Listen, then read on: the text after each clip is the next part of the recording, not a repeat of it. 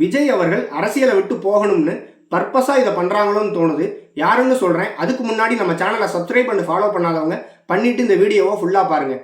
திரு விஜய் அவர்கள் எந்த ஒரு மாநாட்டுக்கோ பொதுக்கூட்டத்துக்கோ போனாலும் என்னுடைய வாகனத்தை ரசிகர்கள் யாரும் பின்தொடர வேண்டாம், அது உங்களுக்கும் சரி பொதுமக்களுக்கும் சரி இடையூறை ஏற்படுத்துது அப்படின்ட்டு தொடர்ச்சியாக சொல்லிகிட்டே இருக்கிறாரு.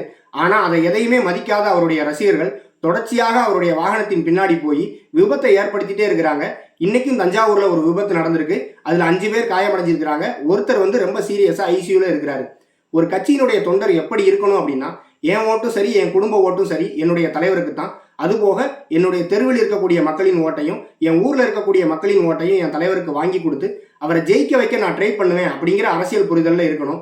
ஆனா தாவேகா தொண்டர்கள் என் தலைவரை பார்க்க போகணும், பார்த்துக்கிட்டே இருக்கணும், பார்த்துக்கிட்டே அவரை பின்தொடரணும், இப்படிங்கிற ஒரு அரசியல் அறிவில்லாத புரிதல்லையே அவங்க இருக்காங்களோ அப்படிங்கிற ஒரு கருத்து எனக்கு தோணுது. இதை விட ஒருபடி மேலே போய் இப்படி பல அரசியல் அழுத்தங்களுக்கு மத்தியில் நம்மளும் அவருக்கு அரசியல் அழுத்தம் கொடுத்தா அரசியலை விட்டே அவர் மறுபடியும் சினிமாவுக்கு நடிக்க போயிடுவாரோ அப்படின்ட்டு வேணும்னே இதை அவங்க பண்றாங்களோ அப்படிங்கிற சந்தேகமும் எனக்கு எழுது. இந்த வீடியோ பார்க்குற நீங்க இதை பத்தின உங்களுடைய கருத்துக்களை கமெண்ட்ல சொல்லுங்க.